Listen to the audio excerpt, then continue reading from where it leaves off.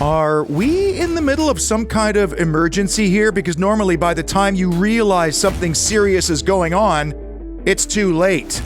And presented by 24/7 services who know all about emergencies, including fixing roofs that have caved in, let's review Villa 0, Palace 3.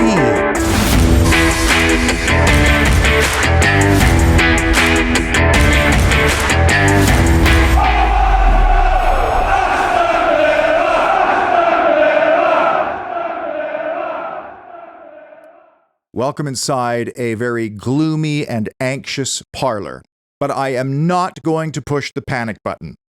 And that's because I can't find it anywhere. I put it away in October of 2022, the last time I used it. Now, the reactions on the socials by you and other fans, very interesting. Some are calming themselves with affirmations of past performances and managerial nous. Others are saying the warning signs have been there for all to see for quite some time. I'm somewhere in the middle of that. Let's find out what fans are saying at Villa Park. Samir is standing by with Paul Baker.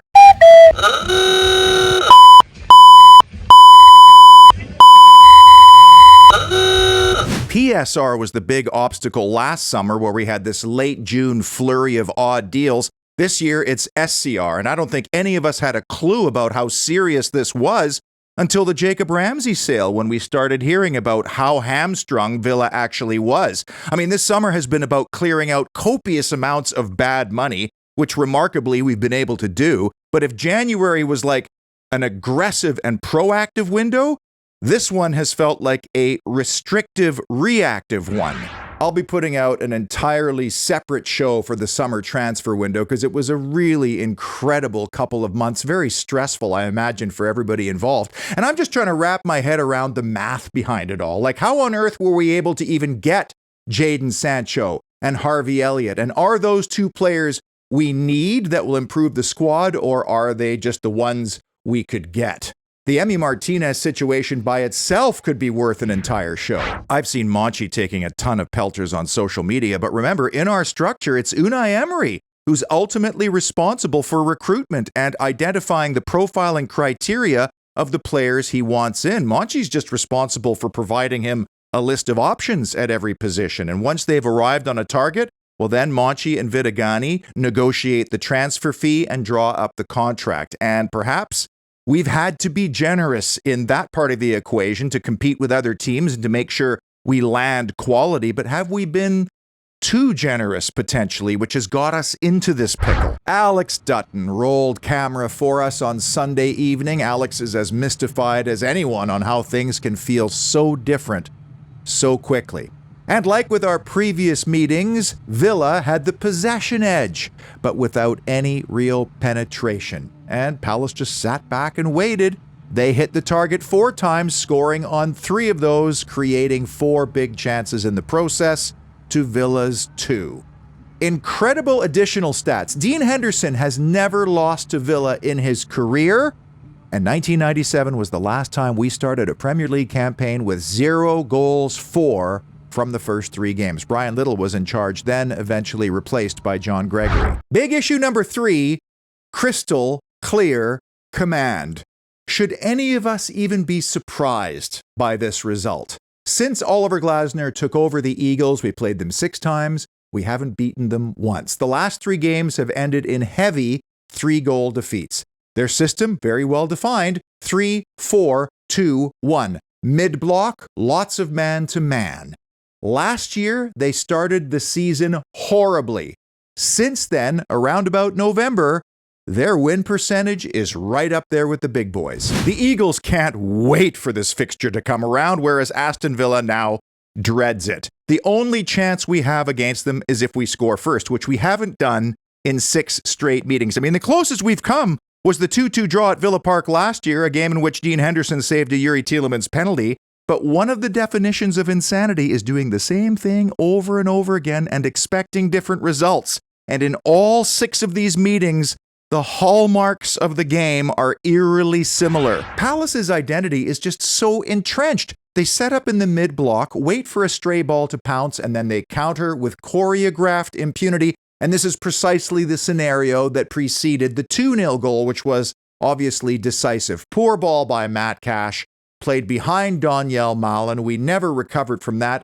Equally poor clearance by Ezri Konsa. And what a finish by Mark Gahey, the man of the match. Despite all the uncertainty about his future and a potential move to Liverpool, he buries it. Well, now he's staying with Palace and will likely just walk away for free next summer. The 1-0 goal was set up by Gahey. He played a penetrating ball right between McGinn and Tielemans, starting for the first time together in eons, and then Jean-Philippe Mateta is outstanding in this role, like a 10 almost, where he's got his back to goal, finds a pocket, and then releases the runner, in this case Kamada, who gets on the right side of Matty Cash. Boom, penalty, 1-0. Mateta's 6th goal in 8 games against us, and in minute 21, it's here we go again. And just for good measure, Villa get done on a long throw for Ismaila Sarr's 6th goal against us, leading to that throw-in, an intercepted Pau Torres through ball attempt, and then Ezri Konsa has no idea. Sarr is wide open behind him because he's ball watching the whole time. I feel sorry for Marco Bizot a little bit as well, getting thrown into this game with probably very little notice. So how on earth do we beat this Palace team? And I've said on previous shows, I think it's obvious. You got to go long, you got to play faster, and you got to be direct. Like Pau Torres, Yuri Tielemans, John McGinn, drop it over the top, turn those defenders around. With 3 at the back, there's room to run into. I mean, our best chance of that game was McGinn dropping it over the top for Watkins. Oh, and I hate to say it again, but if this is along the ground, it's 1-1. Villa actually had 29 successful long balls. That's passes over 20 yards. And that makes for a 64% completion percentage, which is really good. But if we're going to play that way, our forwards have to win duels both in the air and on the ground. And then you have to have support around you. And where we really struggled in this game was winning those second balls and going from there. The problem with spending so much time in slow, ponderous possession is that you leave yourself less time when you inevitably give the ball away and fall behind and are now chasing the game. So you've got to be 100% sharp and you got to play quicker. And listen, Crystal Palace is going to cause other teams problems as well with their structure. They are a far better team than us right now and a way bigger challenger for top 5, I'm sorry to say. But can we please change the record and try something different once in a while, especially at home? I'm a lifelong Villa fan because of my dad. I don't watch football too much anymore, but Villa's where my heart is, and I'm happy to be here with my old man today. Last minute thing, but we're here for the game. Have a bit of fun. Yeah, and enjoy it. If we win, it's my 150th win at Villa Park. Up the Holy Trinity Show, Derek? Yeah, absolutely, up the Holy Trinity Show. Keep up the good work, Pete. You're doing a great job. Is your business, whether small, medium, or large, starting to look a little bit like Aston Villa? Old, tired, in desperate need of new energy and a refresh? Well, enter 24/7 services. This is Jay. He and the 24/7 team did a project at the Great Bar Hotel not too long ago to update the public toilets, and in just a short time, what a difference. And like many of their repeat clients, they go, well, that looked so good, maybe we should also update this and refresh that. And the decorating team is really good at choosing color, materials, paper that match the personality of your business. We're about to hunker down and spend a lot more inside time in the months ahead. Are you ready for your 24/7 rejuvenation at your gaff? Make sure you tell them you watch the Holy Trinity Show. Irritating issue, the Tyrone Mings penalty incident on the stroke of halftime. And I'm not saying Villa would have come back and won this game had we been awarded and then converted a penalty.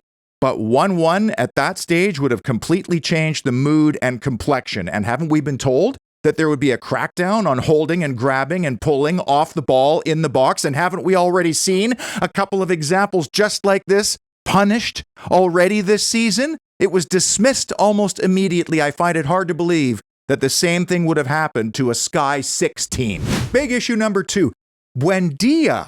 Boost. Oh, the irony.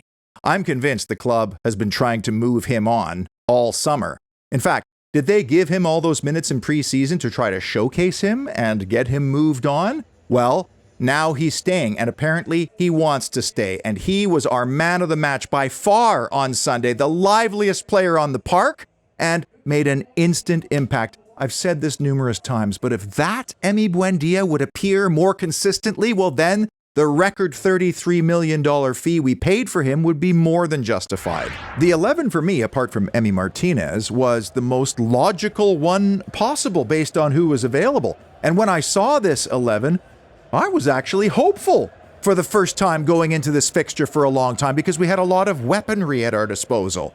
Gason and Mallon starting, Rodgers playing behind Watkins, and McGinn and Tielemans probably playing in their natural positions. I felt bad that it was Gason who was sacrificed at halftime, partially because he's a unit and looks very effective in keeping us in possession, whereas Morgan Rodgers was largely ineffective again. And I believe the manager when he says that Rodgers is highly intelligent tactically and also very versatile all across the park. But when he plays as a 10 against a deeper lying team, it's as if he closes himself off from passing channels. Rodgers is walking in and amongst a group of yellow shirts, whereas Buendia is popping into spaces and dragging defenders around. And I ask this question again, what is Morgan Rodgers' best position? I know he hasn't forgotten how to be a good footballer overnight, but I don't like how he reacts to losing the ball right now. And maybe sometimes the best thing for a player is to have a seat in the dugout and to see the game from a different perspective. Crystal Palace are a bogey team for us, but we need to find a way. 3 points today. If we don't win today, it sends a bad message and the whole thoughts around the ground won't be good. I think we need to get out there, we need to start fast, and we need to get a win today. Yeah, I think it's going to be a bit of a difficult one, you know, all the players being unsettled. We always seem to struggle against Palace in the end as well, so I'm hoping for a Villa win, but the cynical in me is thinking Palace will nick it today 1-0. And the number one big issue that defined Villa 0, Crystal Palace 3, disengaged, disenfranchised, disinterested. Now, I'm speaking primarily about the players and their body language, but this also alludes to the supporters as well, because when there's no spark, no energy, or no urgency coming from the field, it affects the entire mood around the ground. And this is a terrifying trend through the first 3 weeks of the season, and we're all asking the same question. Why? It would be nice if there was just one problem that needed fixing and boom, we'd get the old Aston Villa back. But my fear is it could be numerous issues affecting this group. And I get how the transfer window is a stressful time on players. And the public doesn't really empathize with that because they're making millions of dollars. They're saying, just get on with it and play football. But they're human beings.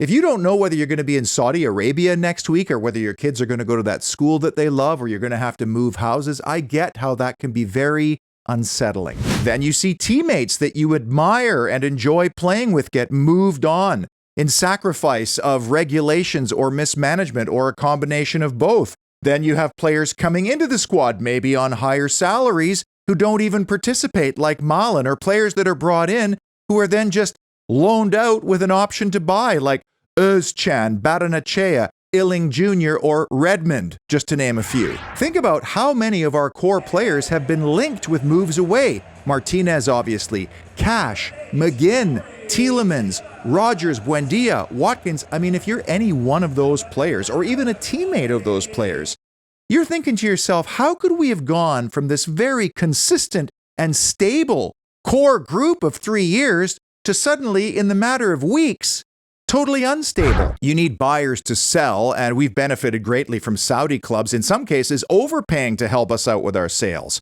But what happens if you peddle players around and don't manage to sell them? You don't think those players know you're actively shopping them to get rid of them? Some players want to move on, and then you say, we want top dollar for you.